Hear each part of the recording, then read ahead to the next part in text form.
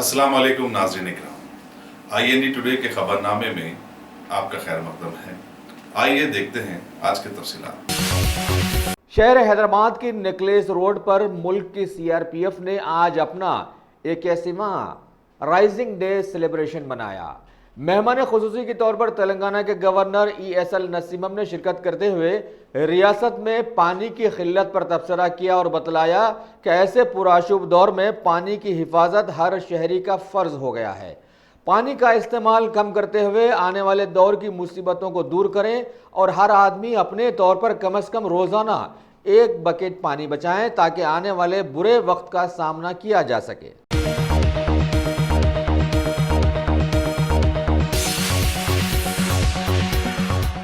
हमारे मुल्क के इसरो की जानिब से हालिया दिनों में चंद्रयान 2 को खला में दागने की कामयाबी के नतायज अब आने शुरू हो गए हैं। इसके जरिए से हमारे कुर्रे-अज़्म की तस्वीर अब खला से हमारे पास आ गई हैं और ऊपर से हमारे ज़मीन की तस्वीर इतनी खूबसूरत साबित हो रही है कि चांद की खूबसूरती इसके सामने मान पड़ गई है। लिहाजा अब आसमान से चांद और तारे तोड़कर लाने की कोई गुंजाइश ही बाकी नहीं रही।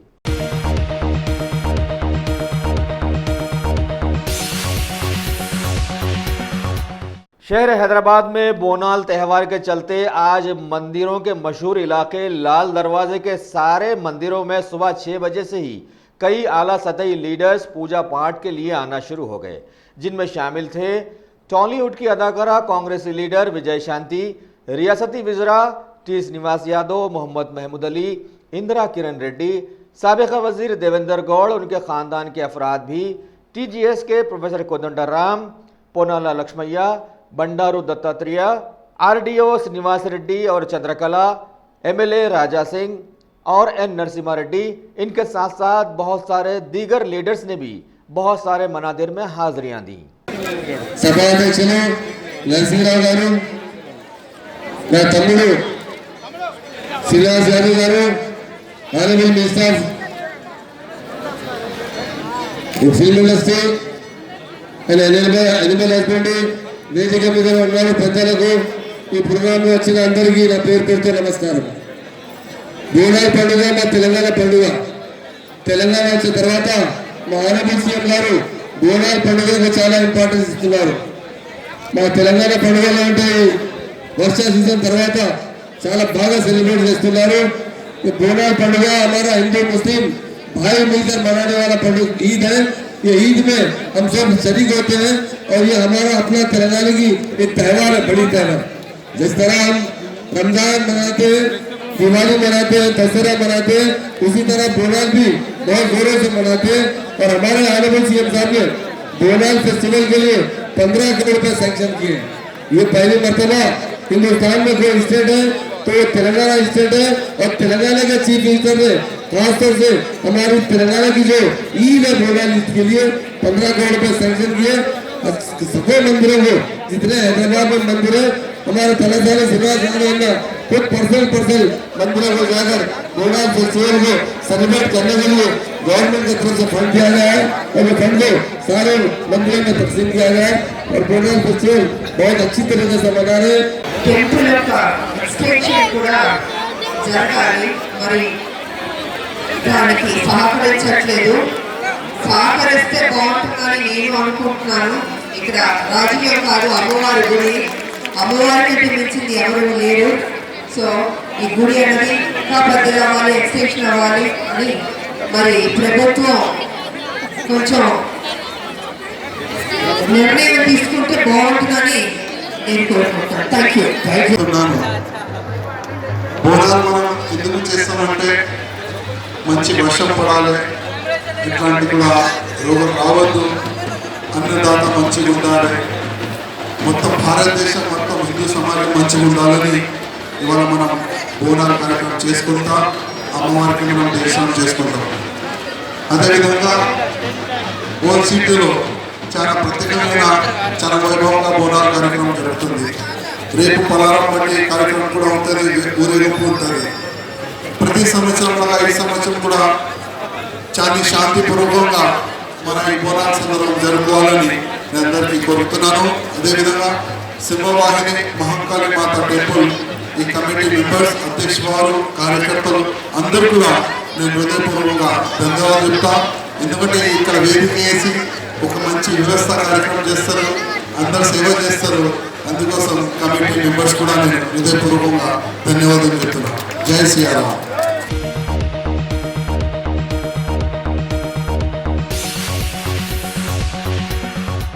ये खबर बड़े दुख के साथ सुनी जाएगी कि कांग्रेस के साबिका मुमलिकती वजीर मशहूर जमाना जयपाल रेड्डी अब इस दुनिया में नहीं रहे। वो कुछ दिनों से न्यूमोनिया की वजह से अलील थे।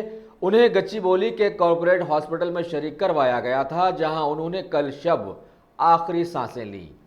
आन जहानी जयपाल रेड्डी की पैदाइश 16 जनवरी 1942 को हुई थी। उन्होंने अपने सियासी कैरियर में 1969 तक 84 4 बार रुकन असेंबली बनाए गए।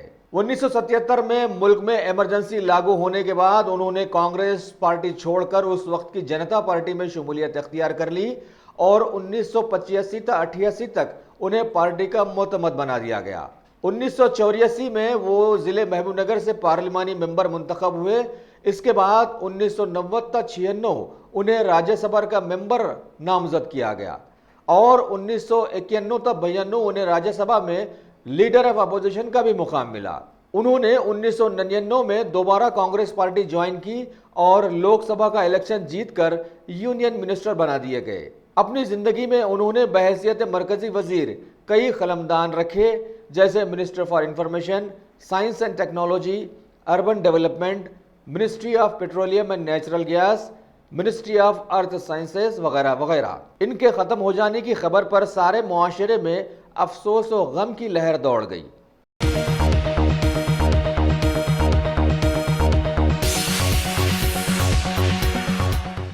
अब A1 टाउनशिप चिविला और मोइनाबाद के दरमियान मेन रोड से 1.3 किलोमीटर आबादी से लगा हुआ तमाम डेवलपमेंट के साथ जहां आप अपना घर बना के रह सकते हैं, जो है बिल्कुल बिल्कुल बिल्कुल आबादी से लगा हुआ। 4 लाख में 100 गज का plot, drainage, electricity, footpath, BT road, college, bus stop जैसी तमाम सहूलियतें दस्तयाब हैं।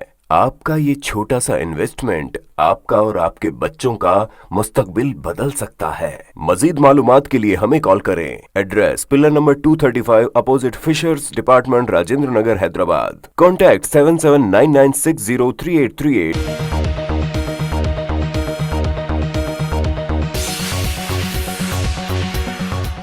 शहर हैदराबाद के प्रकाश नगर इलाके की सड़क पर आज अचानक यमराज की हलचल महसूस की गई और वहां की अलमास होटल के रूबरू एक तेज रफ्तार टाटा 4 व्हीलर ने अपना तवाजुन खो दिया और वहां पर खड़ी हुई 8 से 10 गाड़ियों को राउंड डाला। साथ ही वहां पर खड़े कुछ लोग भी इसकी जद में आकर बुरी तरह जख्मी हो गए। इनके साथ साथ बेगमपेट पुलिस स्टेशन के एक प्रभाकर नामी होमगार्ड की इस हादसे में मौत वाक़ हो गई। शदीद जख्मी 5 अफराद को करीबी किम्स हॉस्पिटल मुंतकिल किया गया। ऐनी शाहिदीन ने बतलाया कि 4 व्हीलर के ड्राइवर रवि को मिर्गी के दौरे में देखा गया था, जबकि वो भी शदीद जख्मी हालत में दवाखाने में शरीक है।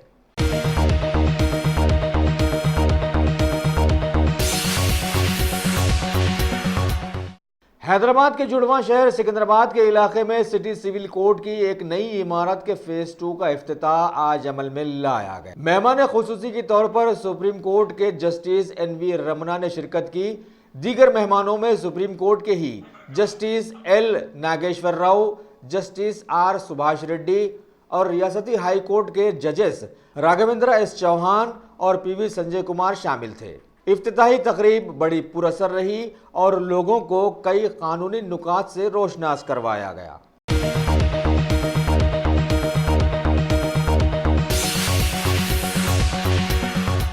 शहर हैदराबाद के मिल्लत इस्लामिया के सैकड़ों लोगों ने रियासत में पानी की ज़बरदस्त किल्लत के चलते आज अल्लाह ताला के हुजूर में खुसूसी नमाज इस्तिग़फ़ार अदा की और गिड़गिड़ाकर अल्लाह से अपने गुनाहों की माफ़ी चाहते हुए नफ़े वाली बारिश बरसाने की दुआएं की। नौजवानों ने गोलकुंडा की जानिब से वहाँ के मोहम्मद नगर बॉयज़ ग्राउंड में एहतमाम करदा इस खुसूसी नमाज की इमामत कारी व खाजी मोहम्मद तैयब मोमिन कादरी ने की और मेहमान खुसूसी के तौर पर शिरकत करते हुए शहर के मोहतरमुल मकाम मशाइख हज़रत कबूल पाशा शुत्तारी खादरी ने दुआ फरमाई।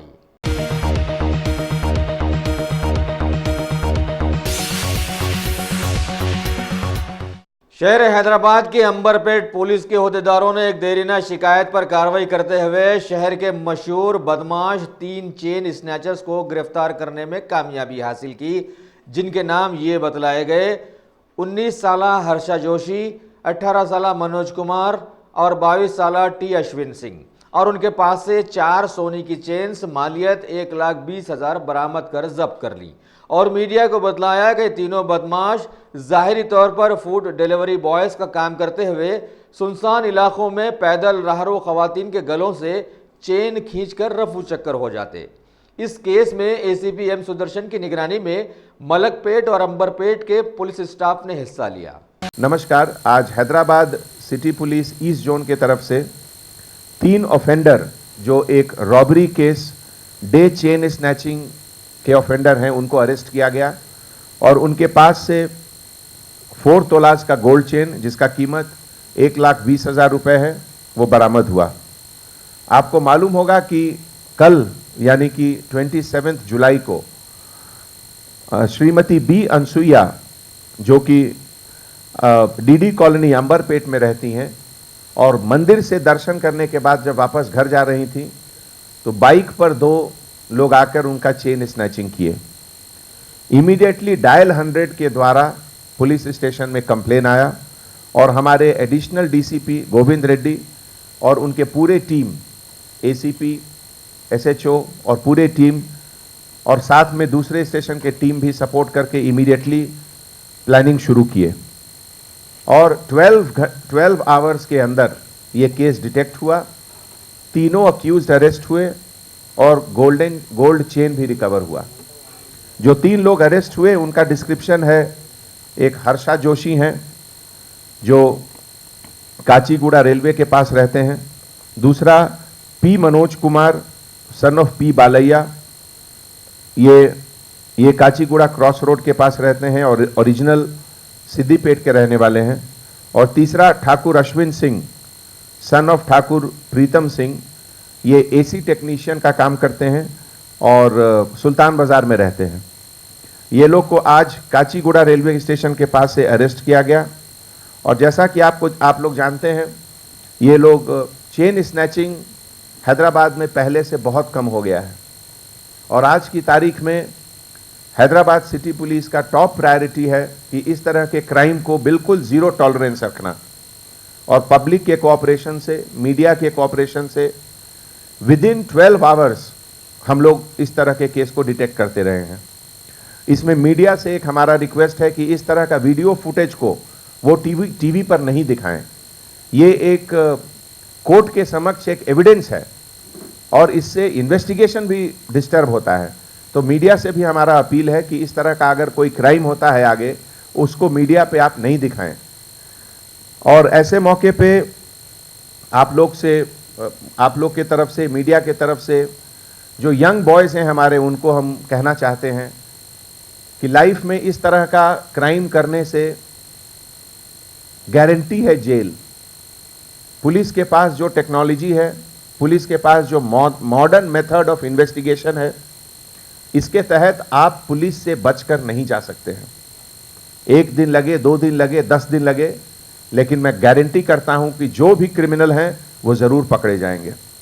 और उसके बाद एक बार आप जेल चले गए, सज़ा हो गया, तो आपको लाइफ लॉन्ग वीज़ा नहीं मिलेगा, पासपोर्ट नहीं मिलेगा, कोई गवर्नमेंट जॉब नहीं मिलेगा। तो ऐसे इस तरीके के क्राइम करने से आप अपना कंप्लीट लाइफ ख़राब कर रहे हैं। तो ख़ास करके जो यंग बॉयज़ हैं उनको मैं कहूँगा कि हम लोग जो नए जनरेशन है वो लोग बहुत लकी हैं। आज की तारीख में तेलंगाना स्टेट में और हैदराबाद में दुनिया की हर बड़ी कंपनी आ रही है और बड़ी से बड़ी कंपनी के तरफ से जॉब क्रिएशन हो रहा है। एक टैक्सी ड्राइवर को भी आज 15 से 20 हज़ार रुपये का तनख्वाह मिलता है। तो मेहनत करें, मेहनत करके अपना सैलरी लें और उससे ज़िंदगी खुशी से गुजारें। गलत काम करके, क्राइम करके अगर शॉर्टकट में पैसा कमाना चाहेंगे तो आज न कल आप ज़रूर पकड़े जाएंगे, और आप तो जेल जाएंगे ही, आपके पीछे आपके पूरे फैमिली मेंबर सब परेशान और दुखी होंगे। आज की तारीख में जो पुलिस के पास टेक्नोलॉजी है, जो कोऑर्डिनेशन का एफर्ट है, कोई क्रिमिनल नहीं बच सकता है। और इसीलिए पेरेंट्स को, स्कूल टीचर्स को, दोस्तों को, सभी को मैं कहता हूं कि थोड़ा सभी को समझाएं कि ज़िंदगी में शॉर्टकट कुछ नहीं होता है, हार्ड वर्क से ही सब कुछ होता है। तो ये इतना अच्छा काम जो हमारा आज सिटी पुलिस में हुआ, उसमें हमारे सिटी पुलिस के तरफ से constable officer Amarnath, Sattaiah, S Naidu, N Ashok, DI Nanu Nayak, फिर Saidulu, DSI Suresh, DI Ramesh, SHO Mohan Kumar Amberpet और एसीपी एम सुदर्शन के लीडरशिप में पूरा हुआ। और हमारे एडिशनल डीसीपी गोविंद रेड्डी ये पूरा कोऑर्डिनेशन किए, जिसमें कि CCTV analysis, local intelligence, use of technology and human intelligence सब मिलाकर ये केस डिटेक्ट हुआ। I congratulate all the police officers for doing this excellent job. Thank you.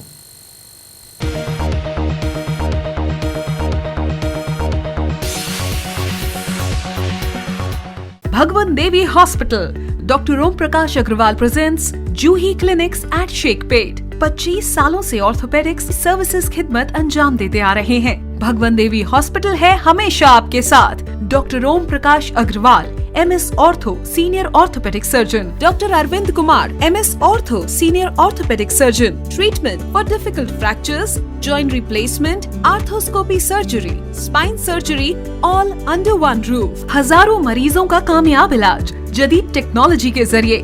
तमाम ऑर्थोपेडिक सर्विसेज एक ही छत के नीचे। Modern operation theatre, 24 hours digital x ray, ultrasound, diagnostics, operations facility and pharmacy. Juhi Clinic, 3rd floor, above Reliance Trends, beside D-Mart, Toli Chowki, Shekpet, Hyderabad.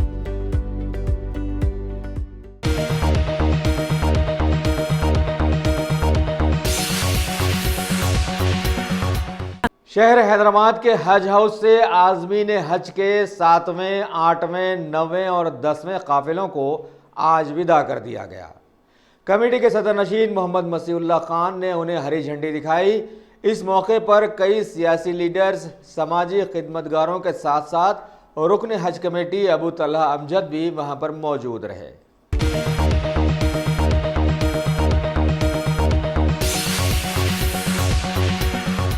Congress party के senior leader आनजहानी Jaipal Reddy के इस दुनिया से गुजर जाने के मौके पर मुल्क और रियासत के कई आला सतही लीडर्स ने उनके घर जाकर ताज़ियत पेश की। उनमें शामिल थे नायब सदर जमहूरिया एम वेंकैया नायडू, रियासत के CM KCR, साबिका MP मोहतरमा कविता, मलकाजगिरी के MP रेवंत रेड्डी।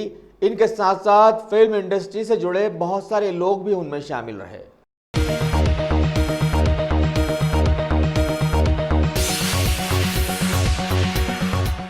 सारे मुल्क के साथ साथ तेलंगाना में भी जबरदस्त मुतनाज़ा बन जाने वाले गोशा महल के बीजेपी MLA राजा सिंह, जो कि रियासत की गौ रक्षक दल के सदर भी हैं, उन्होंने आज एक प्रेस मीट में रियासती वज़ीर दाखिला को इंतबाह दिया है कि बकरीद के सीज़न में अगर पुलिस ने किसी गौ रक्षक को हाथ लगाया तो अभी तक ज़बरदस्त बुरे बन जाने वाले माहौल को मज़ीद बिगाड़ के रख देंगे।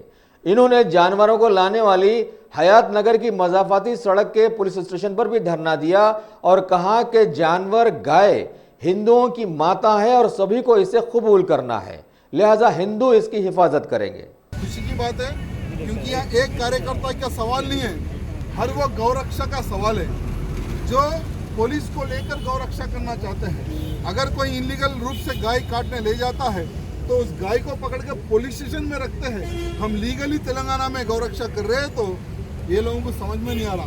बाहर देखिए कैसा गौरक्षा हो रही है, किस तरह से बाहर लोग गौरक्षा करते हैं। पहले कसाई को ठोकते हैं, गाड़ी जलाते हैं, उसके बाद में गायों को निकाल लेते हैं। हम वैसा वातावरण तेलंगाना का खराब नहीं करना चाहते।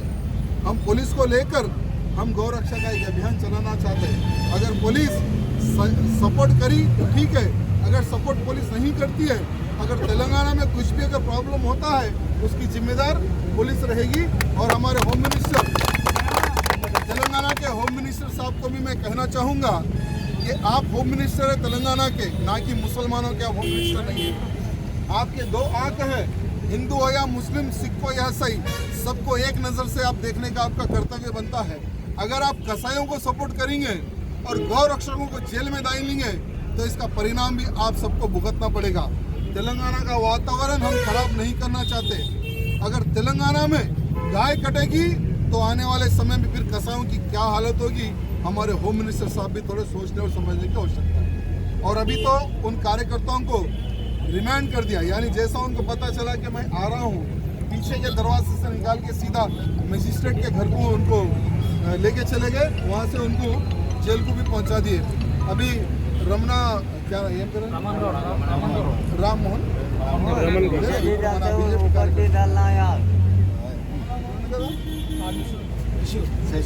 రిషి కదా, రిషి వాళ్ళ ఒక అడ్వకేట్ తీసుకొని వెళ్తున్నారు. అడ్వకేట్కి పెట్టి వారికి బెయిల్ తీయడానికి ప్రయత్నం చేస్తున్నారు. అదే కొద్దిగా ఇమీడియట్ అడ్వకేట్ గారికి ఇక్కడ పంపించండి. రిషి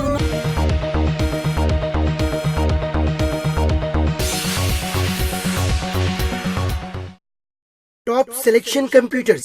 अगर आप टेक्नोलॉजी के दौर में रहते हुए टेक्नोलॉजी से दूर हैं तो सोचिए मत, आइए एक बार खिदमत का मौका दीजिए। हमारे यहाँ branded computers Dell, HP, Lenovo, laptop accessories उम्दा क्वालिटी निहायत ही वाजबी दाम पर दस्तयाब है। स्कूल, कॉलेज, कॉर्पोरेट, ऑफिस वगैरह में बल्क क्वांटिटी में सप्लाई की जाती है। इसके साथ साथ हमारे यहाँ माहिर टेक्नीशियंस की निगरानी में रिपेयर की सहूलत भी मौजूद है। अगर आप अपने घर, दुकान, सोसाइटी, स्कूल वगैरह को सेफ और क्राइम फ्री बनाना चाहते हो तो इंस्टॉल कीजिए CCTV कैमरा जो HD क्लियरिटी के साथ दस्तयाब है। गुज़िश्ता 10 साल से मुल्क भर में अपनी इन तमाम खिदमात को जारी रखते हुए आपके एतमाद को बरकरार रखने वाला नाम top selection computers, Vijaynagar colony beside Riyan hotel Hyderabad. Director Syed Rashid Ali. Phone 9849715954। Top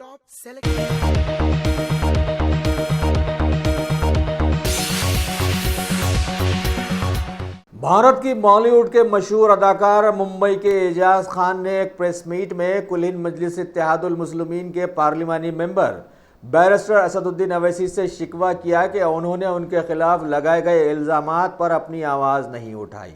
साथ ही दूसरे MPs आज़म खान और अबू आसिम आज़मी के लिए भी उन्होंने अपने शिकायत के दफ्तर खोले कि जहां सारे माहौल में एक हो जाने के वादे नियारे चल रहे हैं, वहीं इनके लिए कोई भी अपनी आवाज़ नहीं उठा रहा है। इन्होंने इद्या किया कि दूसरों की तरह वो भी मिल्लत ही के लिए खिदमत अंजाम देने की कोशिश करते रहे हैं, लेकिन दुश्मन उन्हें जीने नहीं दे रहे हैं। उन्होंने ख़ास तौर पर अवैसी साहब से शिकवा किया कि आप एकता को बनाए रखते हुए मेरे लिए भी आवाज़ उठाएं, क्योंकि मैं भी आपके लिए बड़ी ताकत बन सकता हूँ। अस्सलाम वालेकुम, सत श्री अकाल, नमस्ते। आज मेरा सीधा मैसेज है मेरे भाई, हम सबके भाई असदुद्दीन ओवैसी साहब को। असद भाई, मैं आपसे एक बात पूछना चाहता हूं कि मैं भी वही कर रहा हूं जो आप कर रहे हो। आप पार्लियामेंट में हो और यही बात मैं आजम खान, हमारे हाशमी साहब, अबू हासिम हाशमी साहब, ये सबसे पूछ रहा हूं, और जितने भी वो सत्ता पे बैठे हुए लीडर है उनसे पूछ रहा हूं कि असद भाई, आप पार्लियामेंट में बैठ के जो काम कर रहे हो, माशाल्लाह बहुत अच्छा काम कर रहे हो। आप मुसलमानों के लिए नहीं, आप इंसानियत के लिए काम कर रहे हो। मैं सिर्फ आपसे एक बात पूछना चाहता हूं, और ये सब लोगों से, कि मुझ पे 3 फॉल्स केस लगाए गए। मेरे लिए आप कभी आवाज नहीं उठाए। असद भाई, आपने कन्हैया कुमार के लिए पार्लियामेंट में आवाज उठाई, आपने कई लोगों के लिए आवाज उठाई, लेकिन आपने एजाज खान के लिए कभी आवाज नहीं उठाई। ना कभी आपने मुझे फोन किया कि एजाज तुझे कोई तकलीफ हो रही है, तेरे साथ नाइंसाफी हो रही है, पूरे हिंदुस्तान को, पूरी दुनिया को दिख रहा है कि मेरे साथ क्या हुआ। लेकिन आपने सर और आपके वारिस पठान साहब ने इस मुद्दे पे कभी नहीं बोला। बॉम्बे से आपको मेरी क्या इमेज दी जा रही है, यहां से आपके लोग आपको, क्योंकि आप तो मुझे नहीं मिले न जानते हो, लेकिन आपको जो मेरी इमेज दी जा रही है, असद भाई मैं बहुत बड़ी ताकत माशाल्लाह आपकी बन सकता हूं। मुझे भी अल्लाह मेरे साथ थे, अल्लाह ने मुझे सपोर्ट किया, मेरे लोगों ने मुझे सपोर्ट किया, जनता ने मुझे सपोर्ट किया। लेकिन मैं मेरे भाइयों से ये कह रहा हूं, जनता में हमारे ये लोग बैठे हैं, तो अगर ये मेरे लिए नहीं आए तो फिर किसके लिए आएंगे? आपके लिए सवाल सही है। अगर आपको लगता है कि एजाज खान जो बोल रहा है वो सही है, आपको लगता है कि मेरे साथ गलत हुआ था, मैंने जो आवाज उठाई थी वही आवाज असद भाई उठाते हैं, अकबर ओवैसी उठाता है, वही आवाज अबू आसमी उठाते हैं, वही आवाज सारे लोग उठाते हैं, सारे नेता बोलते हैं, न्यूज में दिन भर यही भाषण चलता है। उसके बावजूद सुनाई गई, मुझे जेल भेजा गया, उसके बाद रोज मुझे पुलिस स्टेशन में जाके हाजिरी देनी है, मेरे साथ ये सब हो रहा है। उसके बाद मुझे डराया भी जा रहा है कि अभी तो अगर तूने कुछ बोला तो तुझे और अंदर डालेंगे, ऐसी जगह डालेंगे कि तू सोच भी नहीं सकता है। तो क्या आपको लगता है मेरे साथ ये सही हो रहा है? और आपको नहीं लगता कि ये रहनुमा बनते हैं हमारे, तो इन लोगों को हमारा साथ देना चाहिए, मेरा साथ देना चाहिए? बस यही सवाल था, सीधी बात, नो बकवास। अल्लाह हाफिज, दुआओं में याद रखना और अल्लाह के जिक्र का जुबान पे स्वाद रखना।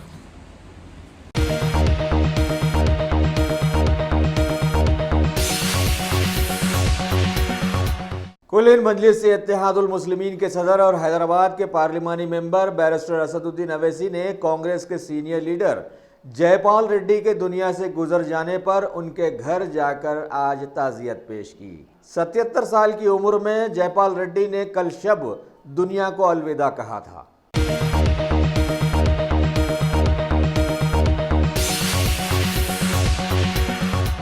गाजी kidney centre and multi speciality hospital, गुर्दे और बवासीर के इलाज का 40 साल मशहूर हॉस्पिटल, जहां हजारों पेशेंट्स क्योर हो चुके हैं। Doctor Husaini international national award winner और दूसरे डॉक्टर्स और लेडी डॉक्टर्स की जेर खिदमत गुर्दे के तमाम अमराज का मुकम्मल ट्रीटमेंट किया जा रहा है। गुर्दे फेल हो चुके हों, डायलिसिस करवा रहे हों, याद रखिए डायलिसिस कोई इलाज नहीं, इससे 1% भी गुर्दे रिकवर नहीं होते। हाँ, डायलिसिस टेम्पररी रिलीफ दे सकता है, लेकिन हमारे ट्रीटमेंट से गुर्दे फिर से फंक्शन में आ सकते हैं। गुर्दे श्रिंक हो गए हों या सिस्ट हो, गुर्दे की पथरी हो, कैसी भी गुर्दे की तकलीफ हो, या पाइल्स यानी बवासीर, चाहे ब्लीडिंग हो या कोम, बगैर ऑपरेशन मुकम्मल क्योर ट्रीटमेंट का एक ही centre, Ghazi kidney centre, DLRL main road, opposite Vikas high school, Chandrayan Gutta, Hyderabad. Cell 9966930824 या 9391326261।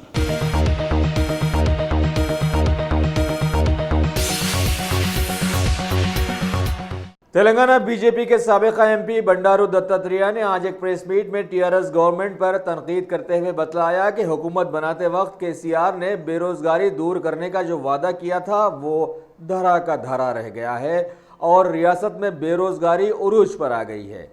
हालांकि सिर्फ एक रेवेन्यू डिपार्टमेंट में अभी 5000 जायदादें मखलूआ हैं। इन्हें पुर करने की बजाय TRS हुकूमत बल्दिया इंतखाबात जल्द से जल्द करवाने के लिए दौड़ी जा रही है। రెవెన్యూ శాఖలోనే దాదాపుగా 5000 మందిని వెంటనే నియామకాలు చేయాలి, కానీ ఎక్కడ కూడా నియామకాలు మాత్రం లేవు, సిబ్బంది మాత్రం లేదు. కానీ పేరుకు కొత్త జిల్లాలు, పేరుకు కొత్త మండలాలు, పరిపాలన మాత్రం శూన్యం. ఆ రకంగా ఈ ప్రభుత్వం ఏ రకంగా పరిపాలిస్తుందో ప్రజల ముంగిట పాలన అని చెప్పినాడు ముఖ్యమంత్రి గారు, కానీ అది ఎండమావిలాగానే మారింది. దానికోసమని మేము ప్రభుత్వాన్ని డిమాండ్ చేస్తున్నాము.